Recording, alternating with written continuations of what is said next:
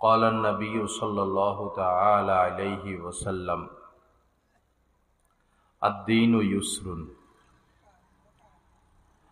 وقال عليه الصلاة والسلام بني الإسلام على خمس شهادة أن لا إله إلا الله وأن محمدا عبده ورسوله وإقام الصلاة وإيتاء الزكاة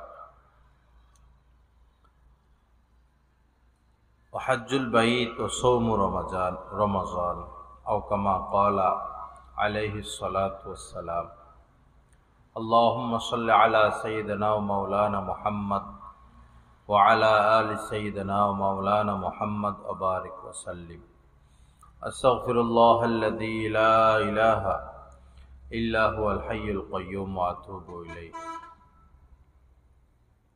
বাদাম পরে খেলে হয় না তুমি বাদাম খাইবা, এরপরে আশপাশের লোক বয়ান শুনবে, তাদের মন তো সেদিকে যাবে। আর একসাথে তো দুই কাজ হয় না, খাওয়াও চললো বয়ান শোনাও চললো, দুইটা তো হয় না। সবকিছুরই একটা আদব আছে। আমরা ছোটকালে যখন মাহফিলে যাইতাম, তো মাহফিলের দিন আসার আগ থেকে টাকা জমাইতাম। মাহফিলের দিন অনেক কিছু উঠবে, বাজার বসবে, ঘরে চাপ দিতাম এত টাকা দিতে হবে। পরে মাহফিলে যাওয়া গিয়ে বসে বাদাম খাইতাম, বুট খাইতাম। বুঝতাম না, ছোট মানুষ। আসলে তো এটা আদব না, সবকিছুরই একটা আদব আছে, নিয়ম আছে। ওই কাজ ওই নিয়মে করলে কাজটা সুন্দর হয়। আল্লাহ পাকেরও আদব রয়েছে, আল্লাহ পাকের কথা শোনারও আদব রয়েছে। মসজিদের আদব আছে, রাস্তাঘাটে চলাফেরার আদব রয়েছে। একটা মেয়ে সে পিতার বাড়িতে থাকে, তো মা বাবার আদব। বিবাহ হইল, শ্বশুর বাড়িতে যাবে, তো ওইখানেও কিছু ভিন্ন আদব রয়েছে। শ্বশুর শাশুড়ির সাথে আচার আচরণ, স্বামীর সাথে তার জীবন কেমন হবে, কথাবার্তা কেমন হবে, চাল চলন কেমন হবে, আদব আছে। আমাদের বড় ভুল হলো বর্তমানে আমরা আমাদের মেয়েদেরকে ধ্বংসের দিকে ঠেলে দিচ্ছি। এক হলো যে তাদেরকে চাকরিমুখী বানাচ্ছি, তারা চাকরি করবে। একটা মেয়ের জীবনটাই নিরানন্দ হয়ে যায়, জীবনে সে সুখ পায় না, শান্তি পায় না, জীবনটা সে উপভোগ করতে পারে না যদি সে চাকরিজীবী হয়ে যায়। ঘর সংসার আর হয় না। তো এইভাবে মেয়েদেরকে একটা ভুলের দিকে। আরেকটা হলো পড়ালেখা পড়ালেখা পড়ালেখা, শুধু পড়ালেখার উপরে চাপ। বাস্তব জীবনে তাদেরকে কিছু শিখানো হয় না। এমনও মেয়ে আছে, একটা মালটা কাটবে সেটা পারে না। মালটা কাটারও একটা সিস্টেম আছে। লেবু কাটবে, লেবু অনেক বাসায় আমরা খানা খাই, লেবু এমন ভাবে কাটে টিপ দিলে রস বের হয় না। মালটা এমন ভাবে কাটে যে মুখে নিলে রস বের হয় না। এগুলো শিখতে হয়, শিখাইতে হয়। তো মেয়েদেরকে কর্মমুখী কিছু জিনিস শিখানো চাই। ঘর সংসার, রান্না বান্না, ঘর সংসার পরিপাটি, মাছ কাটা, রুটি বানানো। রুটি বানানো সোজা না, এই যে এক গোল হয় রুটিটা। আমরা পুরুষেরা আজকে একটু চেষ্টা করি, সবাই দেখি রুটি বানাইতে পারে কিনা। রুটিটা গোলও হইতে হবে, রুটিটা পাতলা হইতে হবে। মোটা হইলে আবার মানুষ খাইতে চায় না। আবার রুটিটা যখন এই কিসের উপরে, তাওয়ার উপরে দিবে, বেশি হইলে পড়া যাবে, কম হলে কাঁচা থাকবে। কি সতর্কতা! আবার ফুলতে হয়। তো তো 1-2 দিনে কিন্তু রুটি বানানো শিখা যায় না। মেয়েদেরকে আগ থেকে রুটি বানানো শিখাইতে হয়। আমাদের গাছতলাঘাট এক লোক ছেলেকে বিবাহ করাইলো, তো পরে বিয়েটা ভেঙে গেছে। মেয়েটা বেশি শিক্ষিত, কোনো কাজ পারে না, সারাদিন শুধু মোবাইল টিপে। ঘুমের থেকে উঠে 10টা-11টা দিনের। শ্বশুর শাশুড়ি আছে, তারা নামাজ পড়ে, বুড়া মানুষ, সকালে একটু নাস্তা বানাবে, রং চা বানায় খাওয়াইবে। মেয়ে তো ঘুম থেকে উঠে 11টা-12টা, কোনো কাজ পারে না। পরে তরকারি যদি সুন্দর করে কাটতে না পারে, তরকারি শুধু স্বাদ হইলে হয় না, কাটার মধ্যে একটা সৌন্দর্যতা আছে। বেগুন কিভাবে কাটতে হবে, আলু কিভাবে কাটতে হবে, ধুন্দুল কিভাবে কাটতে হবে, লাউ কিভাবে কাটতে হবে, এক এক তরকারির কাটার সিস্টেম এক এক রকম, এগুলো শিখতে হয়। পরে ওই মেয়ে কোনো কাজ পারে না, শুধু পড়ালেখা পারে। পরে গ্যাঞ্জাম হইতে হইতে পরে সংসারই ভেঙে গেল। পরে যখন ছেলেকে আবার নতুন করে বিবাহ করাবে, তো ছেলের বাবা বিয়ের আগেই বলছেন মেয়ের বাবাকে যে আমরা কিন্তু সকালবেলা রুটি খাই, আর কাজের বুয়ার হাতের রুটি, কাজের মেয়ের হাতের রুটি আমাদের পছন্দ না। এখন আপনার মেয়ে কি 10টা-11টা পর্যন্ত ঘুমাই থাকবে, না সকালে উঠে রুটি টুটি বানাবে, বা সে রুটি বানাইতে পারে কিনা। পরে মেয়ের বাবা বলছে যে আমার মেয়ে রুটি বানাইতে পারে, আপনাকে রুটি বানায় খাওয়াইবে। পরে আত্মীয়তা করছে। মেয়ে মানুষ, তাদের তো কিছু কাজ করতে হবে, কাজ শিখতে হবে, কাজ জানতে হবে। আই পাস না B pass, master degree pass না বিদেশ থেকে ডিগ্রি আনলো, সেটা ভিন্ন কথা, কিন্তু সংসার করতে হলে কিছু কাজ পারতে হবে। এজন্য মেয়েদেরকে কিছু কাজ শিখাবেন, ঘর ঝাড়ু দেওয়া শিখাবেন, রান্না বান্না করা শিখাবেন, ফল কাটা শিখাবেন, বিছানাপত্র গোছগাছ করা শিখাবেন, কাপড় ভাঁজ করা শিখাবেন, কাপড় ইস্ত্রি করা শিখাবেন, থালাবাটি ধোয়া শিখাবেন। মেহমান আসলে শুধু আপনি 7-8 আইটেম, 10-12 আইটেম দিয়া মেহমানকে খাওয়াইলেন, এতেই যে মেহমান খুশি হবে বিষয়টা এমন না। ব্যবহার আসল। খাওয়াইছেন পেট ভরে, কিন্তু ব্যবহার করলেন খারাপ, মেহমান কি খুশি হবে? যতটুকু খাওয়াইতে পারলেন দিল দিয়া এবং মহব্বতের সাথে, তখন খাবার কম হইলেও মেহমান খুশি হয়। এগুলো মেয়েদেরকে শিখাইতে হবে। আল্লাহ তৌফিক দান করেন। আল্লাহ পাক আমাদেরকে কোরআন সুন্নাহ মোতাবেক চলার তৌফিক দান করেন। যাই হোক, ওই ভাইয়ের বাদাম থেকে শুরু হয়েছে, বাদাম খাওয়া থেকে শুরু হয়েছে। মানুষের সামনে খাইলে মানুষের নজর লাগে। যে দোকানগুলোতে সিঙ্গারা, সমোসা, জিলাপি আরো কি কি বানাইয়া প্রকাশ্যে রেখে দেয়, এই মালগুলো না খাওয়া ভালো। কারণ হলো অনেক গরিব মানুষ এরকম আছেন যারা টাকা নাই খাবে, তো তাদের নজর লাগে, লোভ লাগে। বিশেষ করে গরিব ছেলে ফেলে আছে 7-8 বছরের, এদের তৌফিক নাই একটা সিঙ্গারা খাওয়ার, কিন্তু বারবার চোখ যায়, তো ওই খাবার খেলে ক্ষতি। এই জন্য খাবার ঢেকে রাখা ভালো, যে কোনো খাবারই ঢেকে রাখা ভালো। আকাশ থেকে অনেক কিছু নাজিল হয়, বিপদও নাজিল হয়। তো খাবার পাতিলা যদি ঢাকনা না থাকে, তো ওই বিপদটা পাতিলার ভিতরে চলে গেল। পাতিলা ঢেকে রাখা ভালো। বহু মহিলা আছে এরকম অভ্যাস নাই, পাতিলা ঢেকে রাখে না, খাবার ঢেকে রাখে না। খাবার ঢেকে রাখতে হয়। ধুলাবালি। বিদেশে যারা হজ করতে যায়, উমরা করতে যায়, এক জামা 1 সপ্তাহ গায়ে দেয়, তাও ময়লা হয় না। বাংলাদেশে একদিনই ময়লা হয়ে যায়, ধুলাবালি উড়ে বেশি।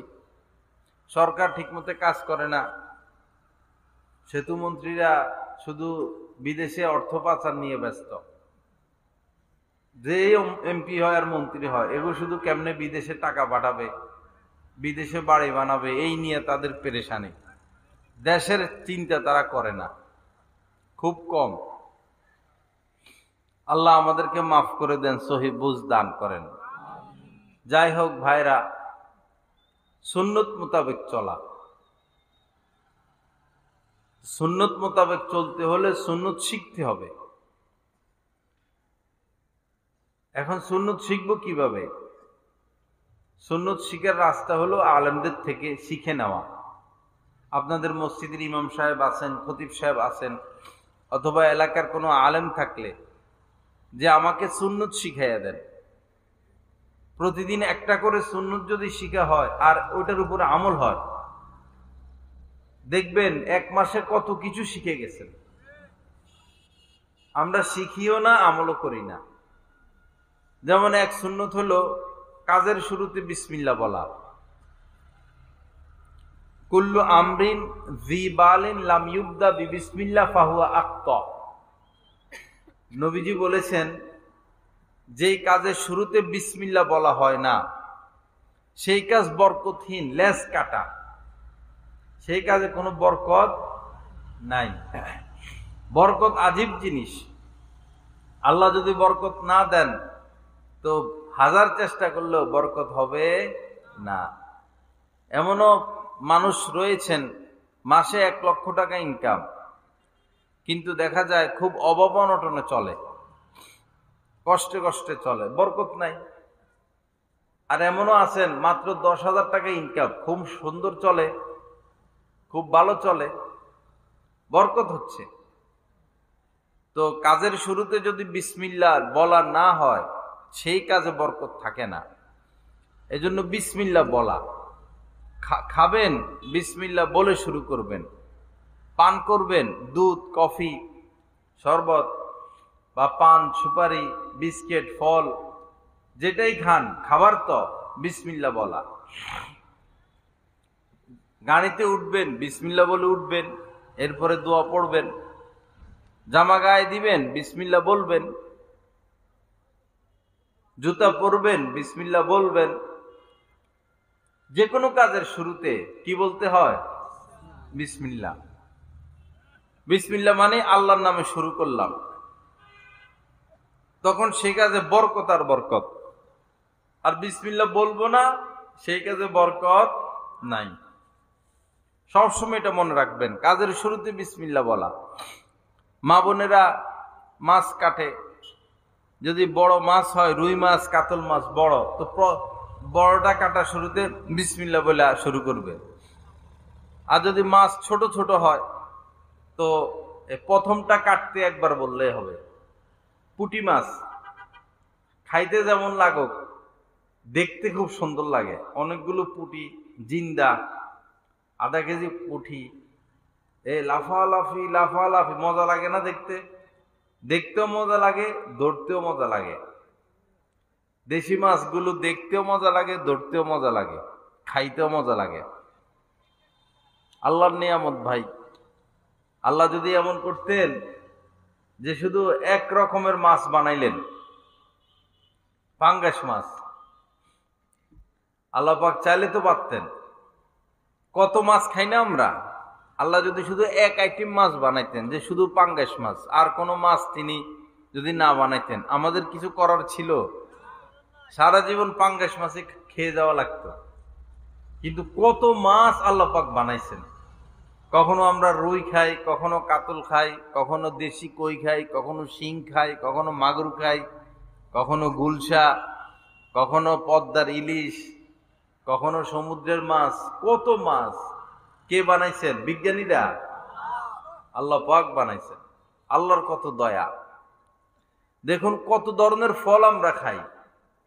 আম খাই, আমের উপরে কোনো ফল নাই যা বোঝা যায়, কত ফলই তো খাই। আম খেলে যে একটা তৃপ্তি, এই তৃপ্তি কোনো ফলে আসে না। পেট ভরে আপনি খাইতে পারবেন আম।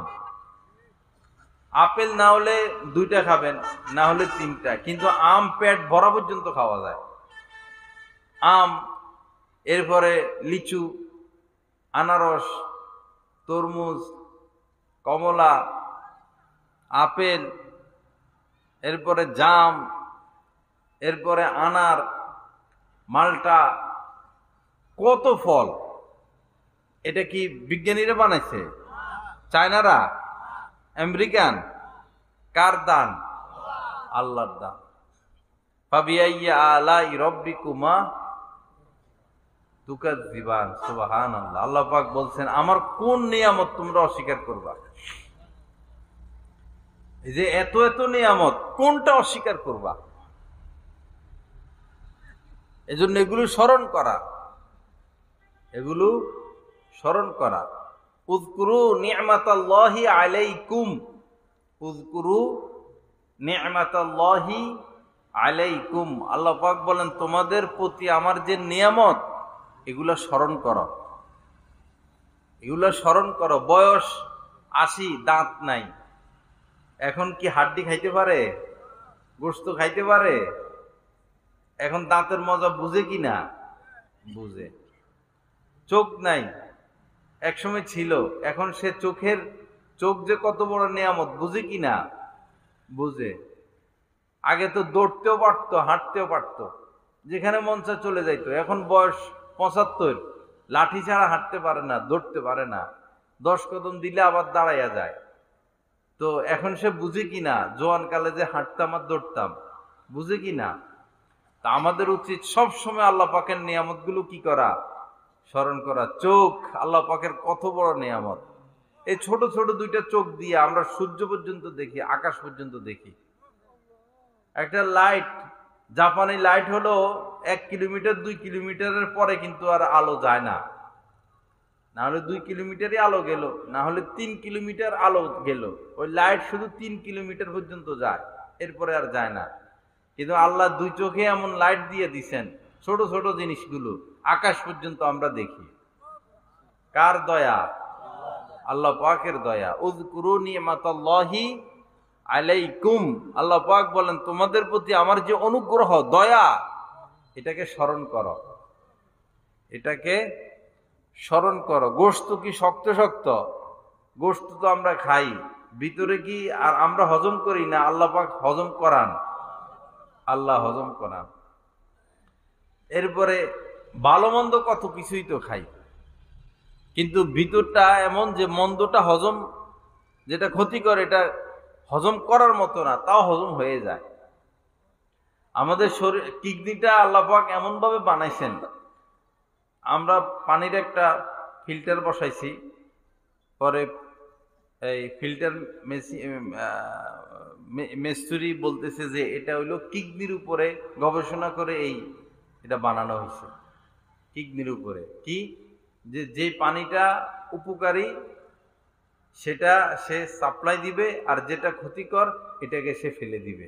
মানুষের কিডনি এরকম, যেটা উপকারী সেটা শরীরে থাকবে, আর অপকারীটা যেটা ক্ষতিকর এটা প্রস্রাবের রাস্তা দিয়ে বের হয়ে যাবে। মলমূত্র যেটা, এটা শরীরের জন্য কি ক্ষতিকর, প্রস্রাব যেটা, এটা শরীরের জন্য ক্ষতিকর। এজন্য আল্লাহ পাক এমন মেশিন ভিতরে বসায় দিছেন, ক্ষতিকরটা যেটা শক্ত এটা পিছনের রাস্তা, যেটা নরম তরল এটা সামনের রাস্তা দিয়ে বের হয়ে যাবে। কার দয়া? আল্লাহ পাকের দয়া, আল্লাহ পাকের দয়া। কি ব্রেন আল্লাহ আমাদেরকে দান করছেন। ব্রেন দিয়ে চিন্তা করে আমরা কাজ করি, হাত দিয়ে ধরতে পারি। এত শক্তিশালী সিংহ কোনো কিছু ধরতে পারে? এত শক্তিশালী হাতি, সেও তো ধরতে পারে না। আল্লাহ পাক আমাদেরকে ধরার মতো কৌশল দান করছেন। কি সুন্দর ভাঁজ ভাঁজ ভাঁজ ভাঁজ হাতটা, এবং চিন্তা শক্তি আমাদেরকে দিচ্ছেন। অন্য প্রাণী রান্না বান্না করে খাইতে পারবে না। হাতি এত বড় প্রাণী, রান্না বান্না করে খাইতে পারবে? তিমি, নীল তিমি, হাঙ্গর, এরপরে কুমির, এরা কি শক্তিশালী। এরা শুধু কাঁচা জিনিস খায়, কাঁচা জিনিস পাকাইয়া খাইতে পারে? ওই জ্ঞান তাদের নাই। আপনাকে যদি কাঁচা মাছ একটা এনে দেয়, আপনি খাবেন? খাবেন? স্বাদ নাই তো। মানুষ এই মাছটাকে কি সুন্দরে কাটে, এরপরে হলুদ দিয়া মাখে, তেলের মধ্যে ভাজে, সাথে লং দেয়, এলাচ দেয়, হলুদ দেয়, মরিচ দেয়, পেঁয়াজ দেয়, পানি দেয়, কত কিছু দিয়ে কি মজা করে খায়।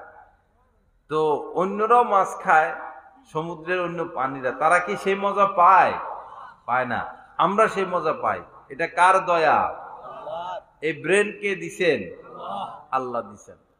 এলাচ, এলাচ ছাড়া খাবার স্বাদ হয় না। পেঁয়াজ ছাড়া খাবার স্বাদ লাগে না। পেঁয়াজ কি মানুষ বানাইছে? কে বানাইছেন? আল্লাহ। তো আল্লাহ পাক কি বলেন? উযকুরু নি'মাতাল্লাহি আলাইকুম, তোমাদের প্রতি আমার যে নিয়ামতগুলো, এগুলোকে কি করো? স্মরণ করো। এগুলোকে স্মরণ করো। দিনের বেলা মানুষ ছুটাছুটি, দৌড়াদৌড়ি, ব্যবসা বাণিজ্য, আয় রোজগার, চাকরি বাকরি, 8টা 9টা 10টা পর্যন্ত বাহিরে থাকে, বা 11টা পর্যন্ত। এরপরে সবাই ঘরে ফিরে যায়। কার টানে? কেউ মায়ের টানে ফিরে যায়, কেউ বাবার টানে ফিরে যায়, কেউ স্ত্রীর টানে ফিরে যায়, কেউ সন্তানের টানে ফিরে যায়। এই যে সন্তানের প্রতি ভালোবাসা, মায়ের প্রতি ভালোবাসা, স্ত্রীর প্রতি ভালোবাসা, এটা কার দান? আল্লাহর দান। বিদেশে, ইউরোপ, আমেরিকা, পাশ্চাত্য বিশ্বে এখন এদের বিয়ে শাদী নাই। এদের দিনভর চাকরি বাকরি করলো, এখন যাবে কার কাছে? সন্তান নাই, বউ নাই, মা বাবার সাথে যোগাযোগ নেই। পরে এরা খারাপ জায়গায় চলে যায়, খারাপ জায়গায় যায় রাত কাটায়। ওটা তো কোনো জীবন না, ওটা কোনো জীবন না। মানুষ ঢাকা শহরে চাকরি করে, বিদেশে থাকে, ঈদ আসলে সবাই বাড়ির দিকে পাগল হইয়া ছুটে আসে। কেউ সন্তানের জন্য টান বেশি, যদি সন্তান ছোট থাকে। কেউ সন্তান নাই, নতুন বিয়ে করছে, স্ত্রীর প্রতি টান। কেউ বিয়ে করে নাই, মায়ের প্রতি টান, বাবার প্রতি টান। কতদিন মাকে দেখি না, কতদিন বাবাকে দেখি না। তো যখন এসে বাবাকে দেখে, মাকে দেখে, কি আনন্দ পায়, কি খুশি পায়, এটা কি দেখানো যায়? বুঝানো যায়? তো এই সুখটা আমাদেরকে কে দিয়েছেন? আল্লাহ পাক দিয়েছেন।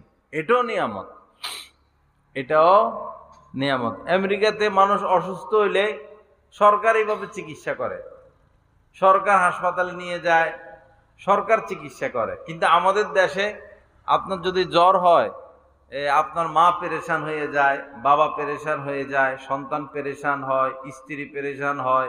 মা মাথার মধ্যে পানি দিতেছেন, কেউ হাত পা টিপে দিতেছেন, কেউ লোকমা দইরা খাওয়াইয়া দিতেছেন, কেউ শরীরটা মুছে দিতেছেন। এই যে মুসলমানদের যে একটা হৃদ্যতা, মহব্বত, ভালোবাসা, এটা কাফেরদের মধ্যে নাই, কাফেরদের মধ্যে নাই। জাপানের কথা শুনছি, এত উন্নত রাষ্ট্র, কিন্তু তাদের তো ঘর সংসার নাই। মারা গেলে এই ঘরের মধ্যে লাশ মুছে যায়, কে খবর পাবে? বেশিরভাগই এরকম হয়। পরে সরকারের লোক পাইলে এসে লাশ বাইর করে নিয়ে যায়। আর আমাদের দেশে একজন মানুষ মারা গেল রে গেল, গেল রে গেল, শত শত মানুষ, গ্রামের মানুষ দেখতে আসে কি না? আসে। এরপরে মারা গেলে তো তাকে গোসল করায়, তার জানাজায় কত মানুষ আসে, কত মানুষ লাশ নিয়ে যায়। সে পাশ্চাত্য বিশ্বে সরকারিভাবে কবর দিয়ে দেয়। কে কার লাশের পিছে যাবে? আমাদের শহরে এখনো, শহরেও আছে এবং গ্রামে বেশি। একজন মানুষ মারা গেলে মনে হয় সে আজকে জামাই, দুলা, সে বাদশা, এবং লাশের সামনে যাওয়া নিষেধ। লাশকে সবার কাঁধে উঠাইয়া তাকে আল্লাহ পাকের সুপুর্দ করে দেওয়া হয়। ইসলামের মধ্যে কি সম্মান, কি ইজ্জত! আল্লাহ আমাদেরকে সহি বুঝ দান করেন। এই যে লাশ পুড়ে ফেলে, লাশ পুড়ে ফেলে, পরে মহিলা মানুষের লাশ যখন পোড়া হয়, তা আগে তো কাপড় পরা যায়, তখন মানুষটা উলঙ্গ হয়ে যায় না? বা পুরুষের লাশ পুড়লো, চোখের সামনে তো লাশ পড়ে, তা আগুনটা দিলে যদি লাশ দেখা যায়, তো আগে তো জামা কাপড় পরা যায়, তখন তো দেখা যায়, নিজের লজ্জাস্থান এগুলো দেখা যায়। আর মুসলমানদেরকে মারা গেলে কত ইজ্জত তার, কি সুন্দর সুগ্রাণ লাগে। আমার কাছে ওই কাপুরনি বলে এটারে, এত ভালো লাগে গ্রানটা। কাপড় দেয়, সাদা কাপড়, গোসল করায়, জায়গায় জায়গায় কাপড় দেয়, এরপরে কি সুগ্রাণ, হ্যাঁ, আতর গোলাপ ছিটাই দেওয়া হয়। এবং মুমিন হইলে, মুসলমান হইলে চেহারা কি সুন্দর হয়ে যায়, যে মুমিন মানুষ, নামাজি মানুষ, জান্নাতি মানুষ, দেখবেন সে মারা গেলে চেহারা কি সুন্দর, হলদে হলদে হয়ে যায় চেহারা। কালো মানুষ হইলেও চিকচিক চিকচিক করে। আর পাপী হইলে, বেশি পাপী হইলে, খারাপ বেশি খারাপ হইলে, সুদখোর, ঘুষখোর, মসজিদের ধারে কাছে নাই, আলেম ওলামার বিরোধিতা, বেশি খারাপ হইলে পরে চেহারা কালা হয়ে যায়, একবারই দেখতে ভয়ঙ্কর হয়ে যায় চেহারা। আল্লাহ আমাদেরকে হেফাজত করেন, মরার আগে আমাদেরকে ভালো হওয়ার তৌফিক দান করেন। আমাদের বুজুর্গানে দিন বলেছেন, মুতু কবলা আন তামুত, মরার আগে মরে দেখো। মুতু কবলা আন তামুত, মরার আগে মরে দেখো। একবার ভেবে দেখো মৃত্যুর পর তোমার কি হবে। এখন তুমি স্ত্রী নিয়ে ব্যস্ত, সন্তান নিয়ে ব্যস্ত, ব্যবসা নিয়ে ব্যস্ত, মাছ চাষ, ধান চাষ, দোকান, আয় রোজগার, এগুলো নিয়ে ব্যস্ত। এখন তুমি হজে যাইতে পারো না, উমরা যাইতে পারো না, মসজিদে নামাজ পড়তে গেলে তোমার সময় নষ্ট হবে, ওয়াজে গেলে তোমার সময় নষ্ট হবে, দিন শিখলে সময় নষ্ট হবে। এগুলো কে দেখবে? এখন তোমার মাথায় এটা ঘুরে গেছে। তো তুমি একবার মরে দেখো, মনে মনে একবার মরে দেখো যে হঠাৎ তুমি এখন মারা গেলা। তো এখন কি তোমার চাষাবাদ বন্ধ হয়ে গেল, না দোকান বন্ধ হয়ে গেল, না ঘর সংসার বন্ধ হয়ে গেল? এরকম কিছু কি হয়? হয় না, সব চলে। মৃত্যুর পরে সব চলে। কিন্তু আমরা বোকা মানুষ, আমরা বুঝি না। আমরা এই দুনিয়া দুনিয়া করতে করতে না দুনিয়া পাই না আখেরাত পাই। আল্লাহ পাক জাল্লা জালালু আমাদের সবাইকে মাফ করে দেন, আল্লাহকে চিনার তৌফিক দান করেন। আমার ভাইরা, ওয়াজ মাহফিল সারা বছর হয় না। এই এলাকায় হয়তো বছরে একবার মাহফিল হয়। এদিকে ওইদিকে কোথায় যাচ্ছে আমরা? এখানে একটা ভেজাল হয়েছে, এটা সমাধান হবেই। কি হয়েছে ওইখানে? এই ছেলেগুলো উঠে কেন? এই তোমরা উঠো কেন? এখন ওইখানে ওয়াজের থেকে মানুষ বেশি হয়ে যাবে। দুইজনে একজন আরেকজনকে কিল একটা মারছে, ঘুষি একটা মারছে, এখন ওইখানে লোকজন বেশি হয়ে যাবে।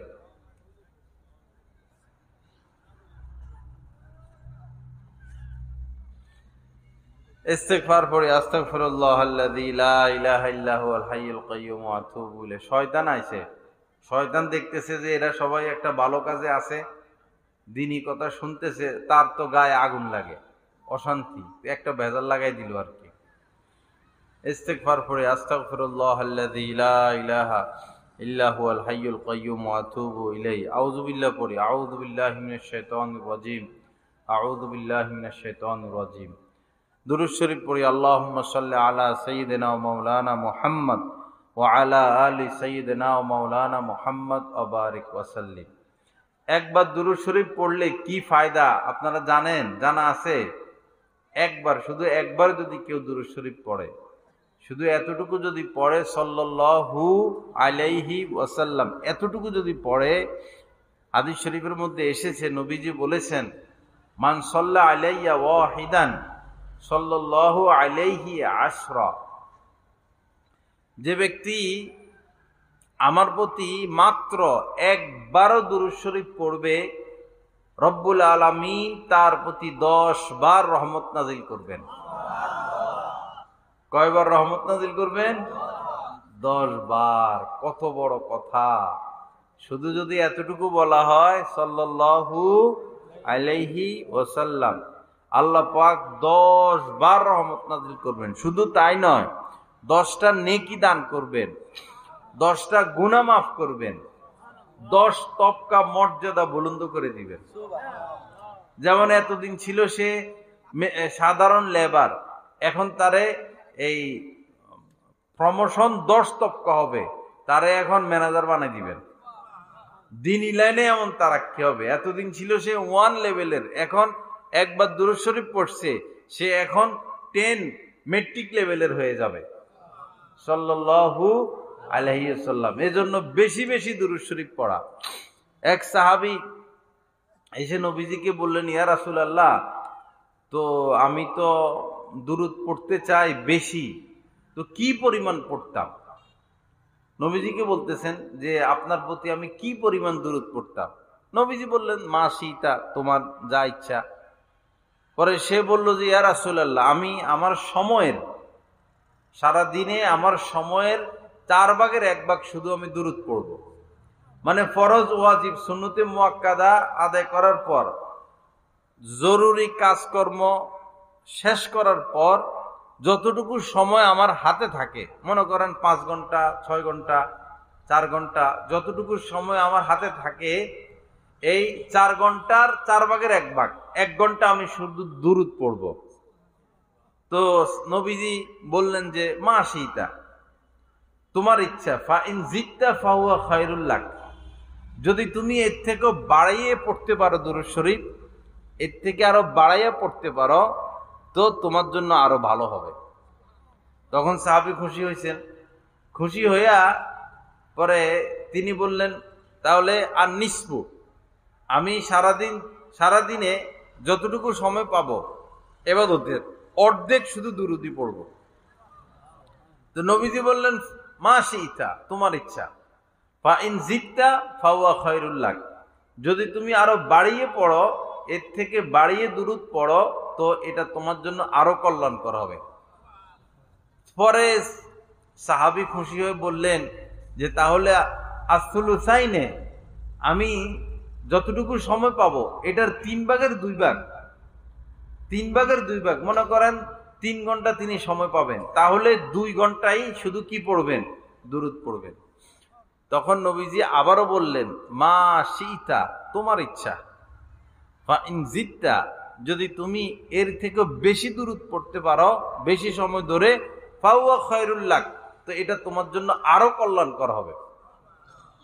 পরে সাহাবী খুশি হয়ে, নবীজির কথা শুনে খুশি হয়ে সাহাবী খুশিতে বললেন ইয়া রাসূলুল্লাহ, আমার পুরাটা সময়, প্রতিদিন আমলের যতটুকু সময় পাবো পুরাটা সময় ব্যাপী আমি শুধু দুরূদ আর দুরূদ, দুরূদ আর দুরূদ, দুরূদ আর দুরূদ পড়তে থাকবো। সুবহানাল্লাহ। এই হাদিসটা আমি ছাত্র জীবনে পড়ছিলাম মেশকাত শরীফে, পরে আমি হারায় ফেলছি কোথায় পড়ছি। অনেক খোঁজাখুঁজি করতে করতে আর দোয়া করতাম, আল্লাহ এই হাদিসটা আমি যে পড়ছিলাম আমি তো ভুলে গেছি কোন জায়গায় পড়ছি, কত নাম্বার পৃষ্ঠায় পড়ছি। অনেক খোঁজাখুঁজি করে আমি হাদিসটা আর পাই নাই, এবং কাহারো মুখে হাদিসের বয়ানও শুনি নাই। এটা গুরুত্বপূর্ণ হাদিস না, বয়ানও শুনি নাই। অনেক খোঁজাখুঁজির পর মাত্র কিছুদিন আগে আমি হাদিসটা খুঁজে পাইছি আবার, আলহামদুলিল্লাহ, আল্লাহর শুকর। এজন্য জায়গায় জায়গায় বলার চেষ্টা করি হাদিসটা। পরে সাহাবী বলছেন যে আমার পুরো সময় ধরে আমি কি পড়বো? দুরূদ পড়বো। তখন নবীজি বলছেন যদি তাই হয়, যদি এমন হয় যে পুরো সময় ধরে তুমি দুরূদ পড়বা, তাহলে তোমার যত চিন্তা, যত পেরেশানি, যত অস্থিরতা, সব কিছুর জন্য এই দুরূদ যথেষ্ট হয়ে যাবে, মানে সব দূর হয়ে যাবে, এবং তোমার গুনাহগুলোকেও মাফ করে দেওয়া হবে। তো এই জন্য আজকে থেকে দুরূদ শরীফ পড়া কমাইয়া দিব না বাড়াইয়া দিব? কমপক্ষে যেন ভাই 100 বার হয় দুরূদ শরীফ, কমপক্ষে যেন কি হয় 100 বার সাল্লাল্লাহু আলাইহি ওয়াসাল্লাম, এতটুকু বললে হবে। অথবা আলাইহিস সালাতু ওয়াস সালাম, অথবা সাল্লাল্লাহু আলান নাবিয়্যিল উম্মি, আপনি যেটা পারেন। ইমাম সাহেবের থেকে শিখে নিবেন, এলাকার ওলামা ইকরামের কাছ থেকে শিখে নিবেন। এটা তো পারি, সাল্লাল্লাহু আলাইহি সাল্লাম, এটা তো পারি, এটা বললে হবে, এটা বললে হবে। বেশি বেশি দুরূদ, উঠতে বসতে চলতে ফিরতে কথার ফাঁকে ফাঁকে দুরূদ শরীফ সাল্লাল্লাহু আলাইহি ওয়াসাল্লাম। আরেকটা মজাদার ফায়দা আছে দুরূদের, সেটা হইল একদম জান্নাতের গ্যারান্টি। লাগবে মাত্র 1.5 থেকে 2 মিনিট, প্রতিদিন 1.5 থেকে 2 মিনিট যদি কেউ আমল করে, তার জন্য কিসের গ্যারান্টি? জান্নাতের গ্যারান্টি। বলেন না আলহামদুলিল্লাহ। এত মজার ওয়াজ পাইবেন, আর এত মজার ওয়াজ পাইবেন না। হাদিস শরীফের মধ্যে নবীজি বলেছেন মান সাল্লা আলাইয়া হিনা ইউসবিহু আশরান ওয়া হিনা ইউমসি আশরান আদরাকাতহু শাফাআতি। নবীজি বলেন যে ব্যক্তি সকালবেলা আমার প্রতি 10 বার দুরূদ শরীফ পাঠ করবে, আর সন্ধ্যাবেলায়ও আমার প্রতি 10 বার দুরূদ শরীফ পাঠ করবে, কিয়ামতের দিন অবশ্যই তার জন্য আমি সুপারিশ করব। সকালবেলায় 10 বার সাল্লাল্লাহু আলাইহি সাল্লাম সাল্লাল্লাহু আলাইহি সাল্লাম, দেখি গড়ি ধরি কয় সেকেন্ড লাগে? 1 মিনিট তো মনে লাগবে না, কিন্তু বুঝবো কেমনে? তো সেকেন্ড উঠে না, তো মনে 1 মিনিট লাগবে না। সাল্লাল্লাহু আলাইহি সাল্লাম সাল্লাল্লাহু আলাইহি সাল্লাম 1 মিনিট লাগবে না। সকালবেলা 10 বার পড়ে ফেললাম, আর সন্ধ্যাবেলা 10 বার পড়ে ফেললাম। যদি এই আমলটা ধরে রাখি, কিয়ামতের দিন 100% গ্যারান্টি নবীজি আমাদের জন্য কি করবেন? আদরাকাতহু শাফাআতি, আদরাকাতহু শাফাআতি, সে আমার সুপারিশ লাভ করবেই করবে, করবেই করবে। আর যারা জান্নাতে যাবে, নবীজির সুপারিশ ছাড়া কেউই জান্নাতে যেতে পারবে, সে গাউস হোক আর কুতুব হোক, সে বড় পীর আব্দুল কাদের জিলানী হোক আর জুনায়েদ বাগদাদি হোক, আল্লাহ রাসূলের সুপারিশ ছাড়া জান্নাতে যাওয়া যাবে না। তো আল্লাহ রাসূলের কাছাকাছি থাকা যাবে। কিয়ামতের ময়দানে ওই ব্যক্তিরা নবীজির কাছাকাছি থাকবে যারা দুনিয়াতে বেশি বেশি দুরূদ পড়তো, যারা দুনিয়াতে বেশি বেশি দুরূদ পড়তো। আল্লাহ আমাদেরকে তৌফিক দান করেন। তো সকালবেলা 10 বার পড়বো তো দুরূদ শরীফ, সন্ধ্যাবেলা 10 বার পড়বো তো, বলবেন না তো ইনশাআল্লাহ? বললে হবে না, বললে আল্লাহ রাসূলও ভুলে যাবে, ভুলে গেলে আল্লাহ রাসূলও ভুলে যাবে। কিয়ামতের ময়দানে যখন হাউজে কাউসার, হাউজে কাউসারের পানি পান করতে মানুষ যাবে, তো নবীজি পানি পান করাবেন। একবার পানি পান করলে এই 50,000 বছর কিয়ামতের ময়দানে থাকতে হবে না, আর পিপাসা লাগবে না। কিয়ামতের ময়দানে কতদিন থাকতে হবে? 50 না 500? 50,000 বছর। দুনিয়াতে 50 দিন থাকতে গেলেও তো কত আধা মন পানি লাগে, 1 মন পানি লাগে। 1 মনে তো চলা যায় না। 50 দিনে একজন মানুষ 1 মন পানি তার চলবে? কত মন, টন লাগে, টন। তো 50,000 বছর থাকতে হলে কি পরিমাণ পানির দরকার? আল্লাহ আল্লাহ আমাদেরকে হেফাজত করেন। ওই দিন আরশের ছায়া ব্যতীত আর কোনো ছায়া নাই, আরশের ছায়া ব্যতীত আর দ্বিতীয় কোনো ছায়া নাই। শুধু 7 শ্রেণীর মানুষ আরশের নিচে ছায়া পাবে। কয় শ্রেণীর মানুষ? 7 শ্রেণীর মানুষ। তার মধ্যে ওই লোক যার মনটা মসজিদের সাথে লেগে থাকে, ওই লোক, হ্যাঁ, মসজিদের থেকে জোহর পড়ে আসছে, মন লাগা রইল যে আসর কখন পড়ব। আসর পড়ে আসছে তো মন পড়ে থাকে মাগরিব কখন পড়ব। যার মন এইভাবে লেগে থাকে সে আরশের নিচে ছায়া পাবে। যে লোক এইভাবে দান করে, ডাইন হাতে দান করলো, বাম হাতেও খবর পায় নাই, সেও আরশের নিচে ছায়া পাবে। যে যুবককে কোনো মেয়ে পাপের দিকে ডাকলো, এই যুবক এই মেয়ের ডাকে সাড়া দেয় নাই, সেও আরশের নিচে ছায়া পাবে। এরকম 7 শ্রেণীর মানুষ। ন্যায়পরায়ণ বাদশা, ন্যায়পরায়ণ বাদশা, তারাও কি পাবে? আরশের নিচে ছায়া পাবে। এরপরে একজন আরেকজনকে ভালোবাসা, শুধুই আল্লাহর জন্য। যেমন আমাদের দেশে কেউ যদি বায়াত হয় শায়েকের কাছে, তো শায়েক তাকে ভালোবাসে, সেও তাকে, শায়েককে ভালোবাসে। এই ভালোবাসা কেবলই আল্লাহর জন্য। যদি এই ভালোবাসা কেবলই আল্লাহর জন্য হয়, তাহলে উভয় কি পাবে? আরশের নিচে ছায়া পাবে। অথবা একজন আলেমকে মানুষ ভালোবাসে, যে উনি আলেম মানুষ, আল্লাহওয়ালা মানুষ, এই জন্য তাকে ভালোবাসি। তো এই ভালোবাসার মধ্যে দুনিয়ার স্বার্থ নাই। এই যে পরস্পর ভালোবাসা, এই ভালোবাসা ছোটখাটো ব্যাপার না। এই একজন আল্লাহওয়ালাকে কেউ যদি ভালোবাসে, এই ভালোবাসার উসিলা দুজন আরশের নিচে ছায়া পাবে। এজন্য আলেমদেরকে ভালোবাসা। আমরা তো আলেমদেরকে ভালোবাসি না, চোরদেরকে ভালোবাসি, যারা দেশের সম্পদ বিদেশে পাঠায়, লুটপাট করে, তাদেরকে আমরা ভালোবাসি। হাসানা মিশা সবাই সবার দলের প্রেমে পড়ছে। যারা আওয়ামী লীগ ছাড়া কিছু বুঝে না, যারা বিএনপি ছাড়া কিছু বুঝে না। অথচ এরা কি করে, দেশটাকে এরা কি করে, কোন জায়গায় নিয়ে যাইতেছে? আল্লাহ হেফাজত করেন। এতদিন লাগে রাস্তা এটা করতে, একটা রাস্তা করতে এতদিন লাগে।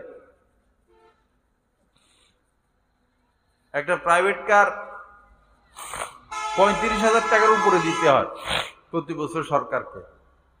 একটা প্রাইভেট কারে নোহায় আরো বেশি, হাইসে আরো বেশি, বাসে আরো বেশি, কত হাজার হাজার কোটি টাকা সরকার পায় গাড়ির লাইসেন্স থেকে।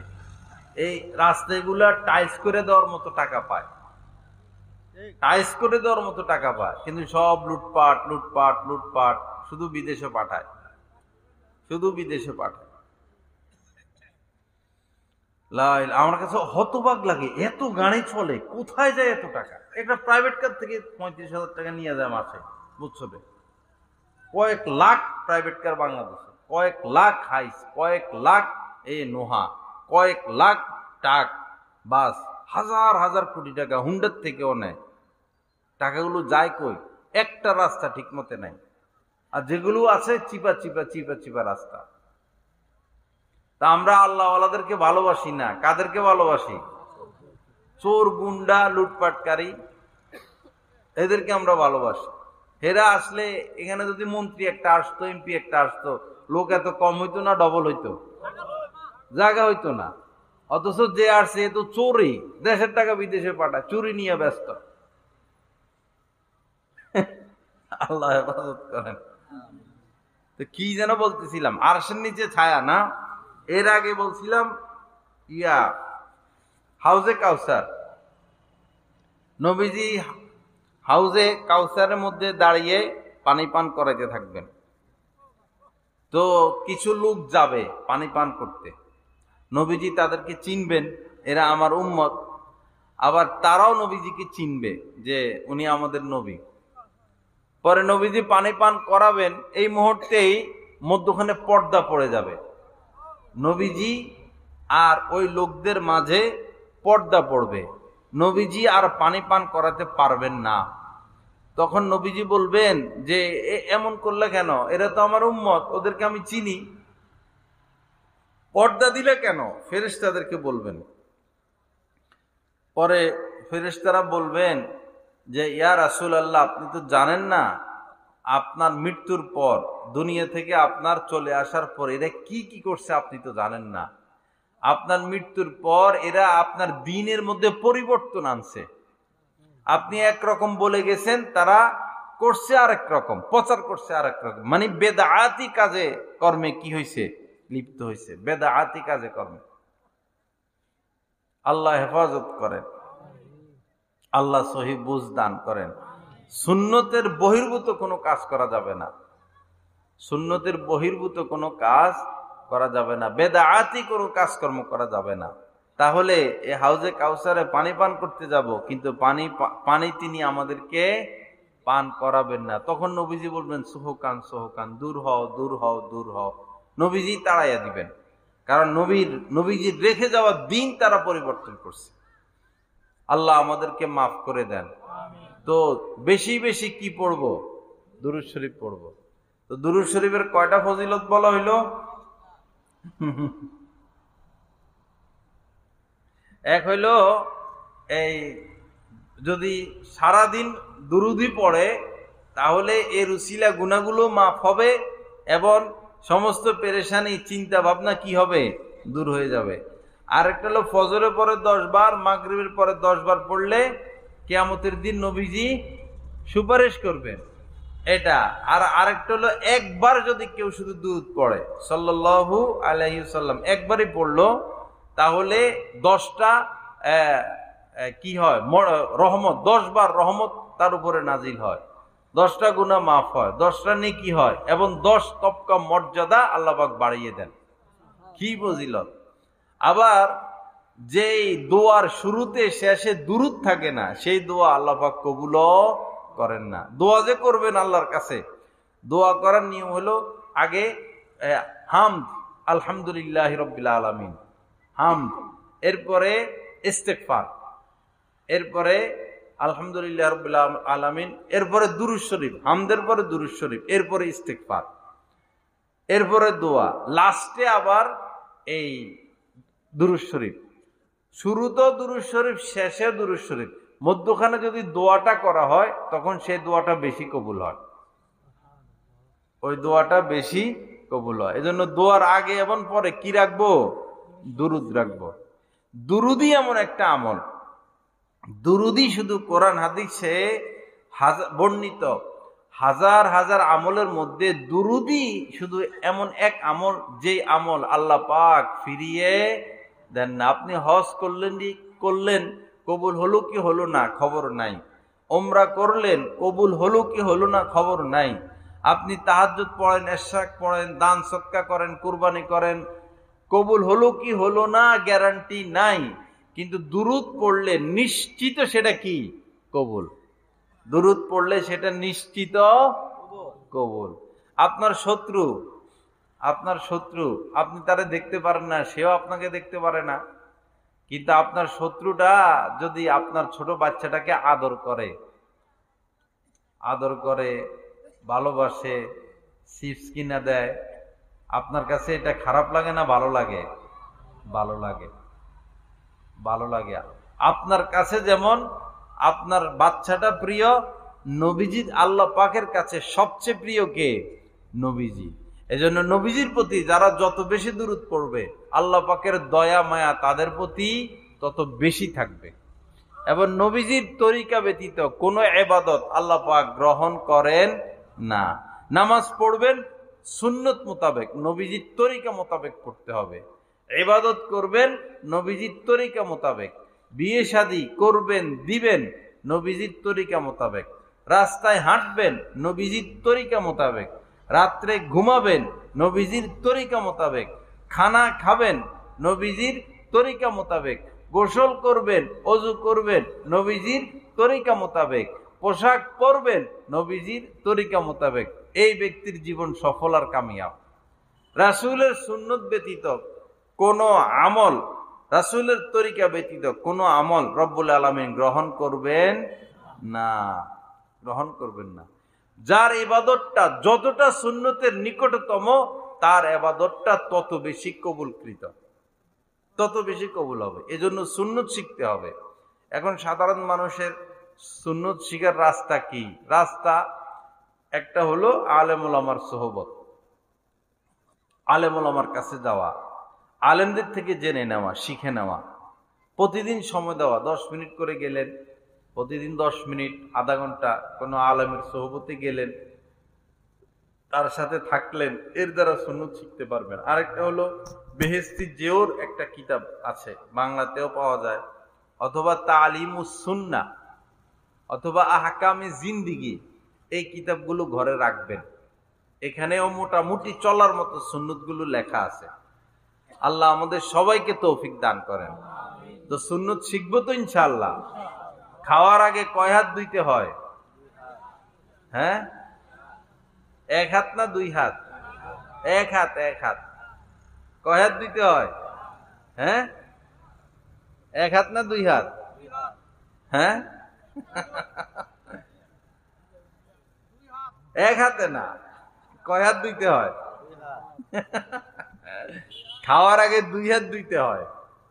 কয় হাত? 2 হাত। আঙ্গুলের মাথা না এই কোণে পর্যন্ত? কট্টুক আঙ্গুলের মাথা? ওই যে ভাই কইতেছে আঙ্গুলের মাথা কোন পর্যন্ত? এই কবজি পর্যন্ত, কবজি পর্যন্ত 2 হাত ভালো কইরা। কিন্তু আমরা তো এক হইলো হাতে ধুই না, ধুইলেও শুধু এই ডাইন হাতের আঙ্গুলের মাথাগুলো এরকম কোন রকম একটা শয়তানি করি আর কি। হাত তো ধুই না, কি করি? শয়তানি করি। এটা সুন্নতাতে হবে না। খাওয়ার আগে এবং খাওয়ার পরে দোনো হাতের কবজি পরিমাণ ধোয়া কি সুন্নত। এবং খাওয়ার পরে কুলি করা সুন্নত, কারণ খাদ্য কণিকা দাঁতের ফাঁকে ফুঁকে থাকে, কুলি করে নিতে হয়। আচ্ছা, এখানে এমন কেউ আছেন কিনা যে নিয়মিত খাওয়ার আগে 2 হাতের কবজি, দোনো হাতের কবজি ধোন, এমন কেউ আছেন এখানে? দেখি 5 জন দেখি। নাই নাই নাই। দেখেন, ছোট্ট সুন্নতের উপর আমাদের আমল নাই, অথচ কত গুরুত্বপূর্ণ। এমন খাবার খেতে হয় টেবিল চেয়ারে বসে না সমান সমান ফ্লোরে বসে? সমান ফ্লোরে বসে, এটা স্বাস্থ্যসম্মত। টেবিল চেয়ারে বসলে এটা স্বাস্থ্যসম্মত না। এরপরে দস্তরখানা বিছানো, এবং দস্তরখানাটা খুব পরিষ্কার থাকা। প্লেট যেমন পরিষ্কার, দস্তরখানাও তেমন পরিষ্কার থাকতে হবে, কারণ দস্তরখানার উপরে খানা পড়ে গেলে যেন এখান থেকে তুলে খাওয়া যায়। এই জন্য দস্তরখানা কি রাখতে হয়? পরিষ্কার। অনেকে মনে করে লাল দস্তরখানা সুন্নত, আসলে এই কথা কি নয়, সহি নয়। দস্তরখানা হইলেই হলো, লাল হওয়া জরুরি না। এখন ওই লালের ব্যবহার বেশি, লাল বানায়, পরে দেখতে সুন্দর। অনেক আলেম ওলামা, বিশেষ করে কাকরাইল মসজিদে লাল বিছাইছে অনেকদিন, তো সবাই মনে করা শুরু করছে কি লাল সুন্নত। আসলে কালারের সাথে কি নয়, সুন্নত নয়। দস্তরখানা হইলেই হলো, দস্তরখানা বিছিয়ে খানা খাওয়া। এরপরে মাঝে মাঝে আঙ্গুল চেটে খানা খাওয়া, আঙ্গুল চাটা। খাওয়ার ফাঁকে কি চাটা? আঙ্গুল চাটা। আগে কোন আঙ্গুল চাটতে হবে? বুড়াটা না কনিষ্ঠ? হ্যাঁ, মাঝখানেরটা, এটা ছোটটা। মুরব্বী বলতেছে বুড়াটা। আচ্ছা, বুড়াটার পক্ষে কে কে আগে চাটতে হবে? বুড়াটার পক্ষে কে কে? আচ্ছা, হাত নামান। আর ছোটটার পক্ষে কে কে? হাত নামান। আর মধ্যখানেরটার পক্ষে কে কে? এই বড়টা? কেউ নাই? বড়টা আগে। আপনারা একজনে কোন সঠিক কথাটা, কোনটা আগে চাটতে হয়? কানি আঙ্গুল? বুড়াটা? একজনও না, এই যে পাওয়া গেছে, একজন পাওয়া গেছে। আগে কোনটা? এটা যেটা দিয়ে সাক্ষী দেয়, এই শাহাদাত আঙ্গুল। এই বুড়া বেড়ার সাতেরটা শাহাদাত। প্রথমে কোনটা চাটতে হবে? শাহাদাত। এরপরে হইলো এটাকে বলে মধ্যমা, শাহাদাতের পরেরটা। আঙ্গুল চাটার সময় পরে শাহাদাতের সাতেরটা, এটাকে বলে মধ্যমা। পরেরটার নাম হলো অনামিকা। এই আঙ্গুলের নাম কি? পরে হইলো এই তিনটা।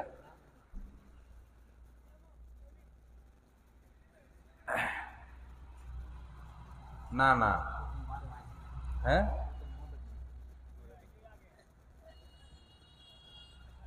এই তিন আঙ্গুলে খানা খাইতেন না?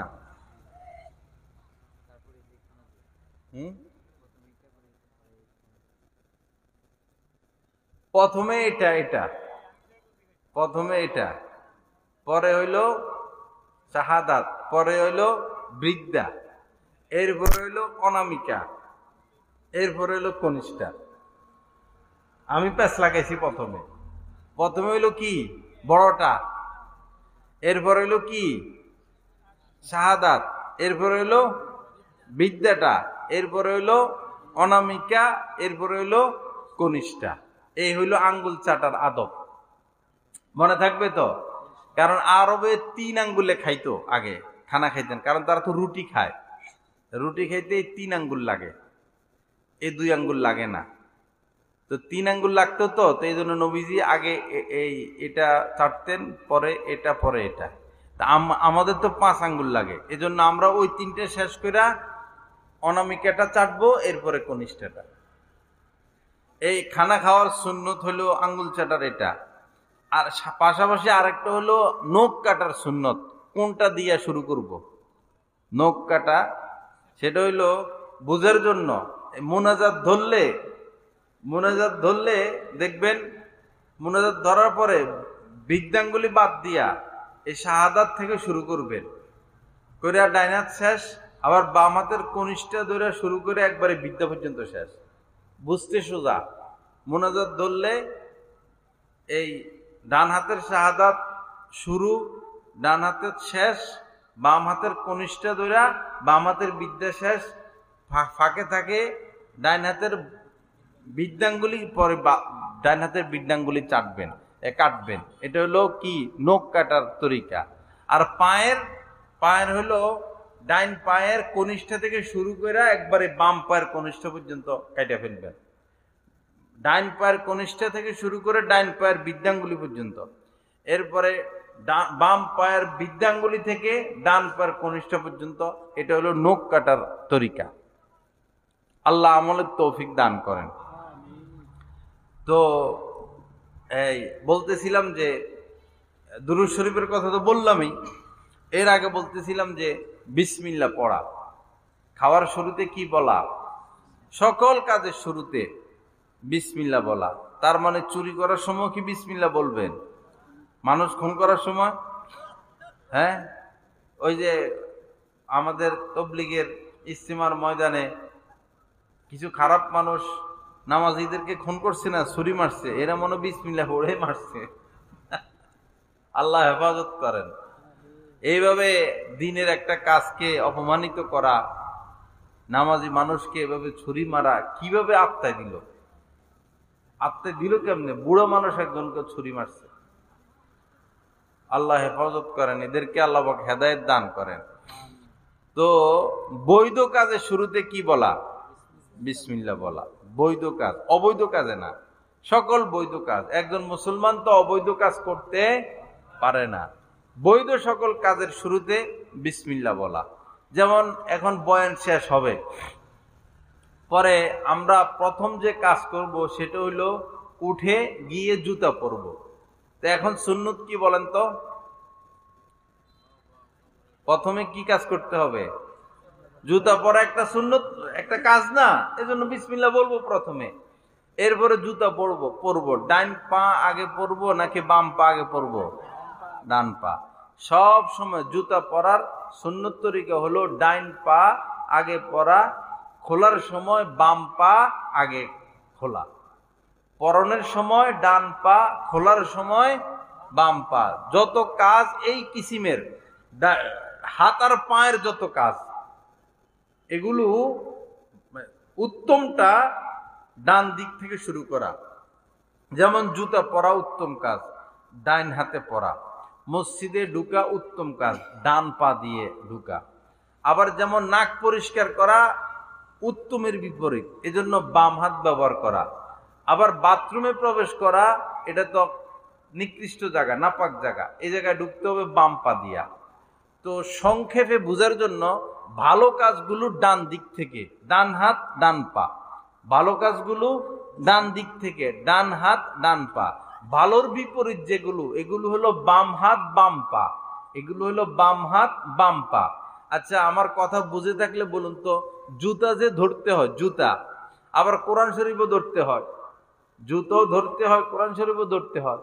এখন কোরআন শরীফ ধরবো কোন হাতে, জুতা ধরবো কোন হাতে?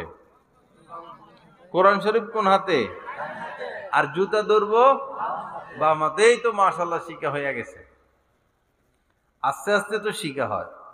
মনে করেন টাকা, কেউ আপনাকে টাকা দিচ্ছে, ফল দিচ্ছে বা কোনো কিছু দিচ্ছে, আপনি নিবেন, তিনি দিবেন, আপনি নিবেন।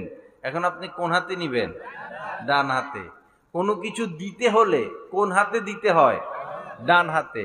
কোনো কিছু নিতে হলে কোন হাতে নিতে হয়? ডাইন হাতে। দিব ডাইন হাতে, নিব ডাইন হাতে। আল্লাহ পাক আমাদেরকে ডানকে প্রাধান্য দেওয়ার তৌফিক দান করেন। ঘরে প্রবেশ করব, ঘরে প্রবেশ করা ভালো কাম না খারাপ কাম? ভালো কাম। এজন্য কোন পা দিব? ডান পা।